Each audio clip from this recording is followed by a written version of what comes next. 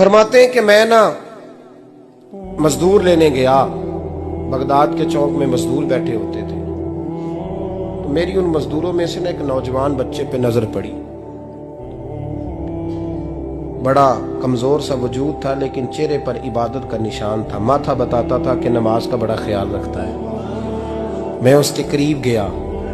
चेहरे भी बड़ा कुछ बताते हैं ना, चेहरों में भी बड़ी रानाई होती है। फरमाते मैं करीब गया, मैंने उसको कहा बेटे मजदूरी करोगे? तो कहने लगा मजदूरों में बैठा हूं तो हुजूर मजदूरी के लिए ही तो बैठा हूं। तो मैंने कहा कि चलो फिर। कहने लगा नहीं मेरी कुछ शर्तें। मैंने कहा बताओ? कहने लगा पहली शर्त यह है कि लोग 4 दिनार दिहाड़ी लेते हैं, मैं 3 दिनार लूंगा। मैंने कहा यार भाई तो बड़ी बेहतरीन है, बाकी भी इस तरह की रख ले। उसने कहा हुजूर दूसरी शर्त यह है कि मैं आपकी मुकम्मल बात मानूंगा, लेकिन जब अजान हो जाएगी फिर आपकी नहीं सुनूंगा। तीसरी बात उसने ये की कि हुजूर मैं आपके घर में काम करूंगा पर आपके किसी सवाल का जवाब नहीं दूंगा। कहते मैंने कहा यार तू बड़ा अजीब है, शर्तें तो मालिकों की होती हैं। कहने लगा जी बहरहाल मैं शर्तें लगा के जाता हूं। फरमाते मैं उसे घर ले आया, काम मैंने उसको बताया, तो जो काम मजदूर सारे दिन में करता है ना उसने 2 घंटे में ही कर दिया। हमारे मजदूर सिगरेट पीने में भी तो आधा घंटा लगाते हैं, वो चाय पीने जाए तो पौना घंटा। वहां उनको भी तो दयानतदारी करनी चाहिए कि नहीं करनी चाहिए? ने मुआहदा किया है ना जी, तो पूरा उतरना चाहिए ना। कहते 2 घंटे में। अब काम जब बंदा शुरू कराता है तो काम और निकल आता है। कहते काम मैंने उसको और बता दिया, वो करने लगा। उसने मिट्टी निकाल के रखी थी बाहर रास्ते में, तो अजान हो गई जोर की। उसने वहीं कुदाल छोड़ी कही और चलने लगा। तो मेरा बेटा कहने लगा इसको जरा बराबर कर दो। कहने लगे चुप कर जा, तेरे बाप से बात हुई थी, जब अजान होती है तो मैं किसी और की नहीं सुनता, सिर्फ अल्लाह रसूल की सुनता हूँ। कहते हो मस्जिद चला गया, नमाज पढ़ के आया तो दोपहर का वक्त था। मेरी बीबी कहने लगी इसको को खाना खा ले। कहते हमने कहा खाना खा लो, तो कहने लगा मैंने रोजा रखा हुआ, रमजान भी नहीं था, नफली रोजा रखा हुआ। फरमाते हैं शाम हुई, मैंने 3 दिनार दिए, तो मैंने कहा तेरा नाम क्या है? कहने लगा मैंने आपसे कहा था मैं किसी सवाल का जवाब नहीं दूंगा। कहते वो चला गया। अगले दिन मैं फिर लेने गया उसे, काम कुछ और निकल आए, तो लोगों ने बताया वो सिर्फ हफ्ते वाले दिन आता है। मैंने कहा क्यों? कहने लगे जी वो कहता है मेरा हफ्ते का खर्चा 3 दिनार है, जब 3 दिनार कमा लेता हूं तो बाकी सारा टाइम अल्लाह रसूल की जिक्र में गुजार दिया करता हूं। फरमाते हैं जी अगले हफ्ते मैं फिर लेने गया, मैंने पूरा हफ्ता इंतजार किया कि काम उसी से कराना है। मैं जब गया तो मैंने कहा चलो। कहने लगा मेरी शर्तें याद है ना? और मैंने कहा याद है भाई साथ चल। फरमाते हैं काम कराया, 2-3 हफ्ते वो आता रहा। 1 हफ्ते में गया तो लोगों ने कहा हुजूर आज नहीं आया। क्यों? कहने लगे बीमार हो गए। कहाँ घर है? कहने लगे बगदाद के कब्रिस्तान के पीछे जो कच्ची आबादी है उसमें रहता है।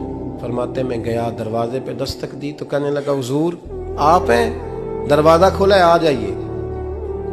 फरमाते मैं अंदर गया तो मैंने कहा तुम्हें कैसे पता चला मैं आया हूं? कहने लगा हुजूर अल्लाह वाले हो, आप नहीं आना था, वरना अमीर तो गरीबों का पता लेने कोई नहीं आते।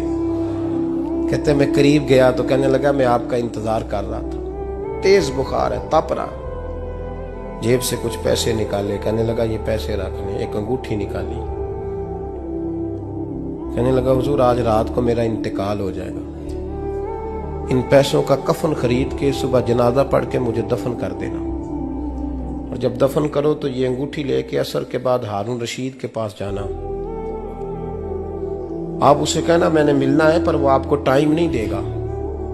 आप उसको आवाज दीजिएगा कि तेरी एक अमानत है मेरे पास, फिर वो आपसे मिलेगा तो अंगूठी दे दें, फिर आप मेरी तरफ से फारिग हैं। हजरत फरमाने लगे तेरा नाम? और कहने लगा हुजूर वक्त थोड़ा है, आज रात मैंने जाना है, बड़ी लंबी माफी मांगनी है रब करीम से, अगर मुनासिब समझे तो मुझे अपने रब से तन्हाई कर देने। फरमाते मैं आ गया, पर उसकी बातों ने मुझे सारी रात सोने नहीं दिया। फरमाते सुबह बड़ी मुश्किल से सूरज निकला, मैं गया दरवाजे पे हाथ रखा तो दरवाजा खुला हुआ था। अंदर दाखिल हुआ तो खुशबुएं मेरा इस्तकबाल कर रही थी। जब चेहरे से कपड़ा हटाया तो उसका तो इंतकाल हो चुका। इंतकाल हो चुका है। ऐसे है जैसे किसी का दीदार करके सोया। कहते मैं तो 2 आदमी ले गया था जनाजे पे, पर पता नहीं दुनिया किधर किधर से आई, कहां कहां से। अखां जदों मीटियां जमाना मैनू रोवेगा, अपना ते अपना बेगाना मैनू रोवेगा। फरमाते हैं मैं तो 2 बंदे ले गया था, पर पता नहीं मखलूक कहां कहां से आई। जनाजा पड़ा, दफन किया। हारून रशीद के पास में असर के बाद गया। मैंने बुलाना चाहा पर बादशाह था, मेरी तरफ देखा ही नहीं। मैंने उसको कहा तेरी ये कमानत मेरे पास है। फरमाते हैं वो मुझे कोने पे ले गया। क्या बात है? कमरे में बुलाया, मैंने अंगूठी दी। हारून रशीद तो चीखे मारने लगा, कहने लगा अंगूठी वाला कहाँ है? मैंने कहा वो तो इंतकाल कर गया। कहने लगा मुझे कब्र पे ले चल। कहते मैं कब्र पे लाया तो वो लेट गया, तड़प के रोने लगा। मैंने कहा मेरा कलेजा फट जाएगा, ना उसने कुछ बताया ना तूने बताया, ये कौन था? तो हारून रशीद कहने लगा ये मेरा बेटा था। मैंने कहा तेरा बेटा और मजदूर? कहने लगा हुजूर ये हजरत दाऊद ताई के पास बैठा करता था, उनका मुरीद था। मुझे रोज कहता था अब्बा तूने बड़ी दुनिया इकट्ठी कर ली है, मरते वक्त तुझसे टांगे समेटी नहीं जाएंगी, इतना हिसाब नहीं तू दे सकेगा। मैं इसको समझा देता, इसकी अम्मा समझा देती। ये रोज हमें कहता छोड़ दो, आ जाओ अल्लाह रसूल की बारगाह में झुक जाएं। हम समझ। एक दिन ये चला गया, कहने लगा फिर तुम्हारा रास्ता और है और मेरा रास्ता और है। ये सोने की अंगूठी गलती से इसके पास रह गई, गलती से हीरे की अंगूठी चली गई। कहने लगा देखो मेरे बेटे ने आज वो भी वापस कर दी है। फिर तड़प के कहने लगा हारून रशीद था तो ये मेरा बेटा, पर मेरा मुर्शद निकला, मेरा पीर निकला। भाई जिंदगी तो बड़ी थोड़ी है ना।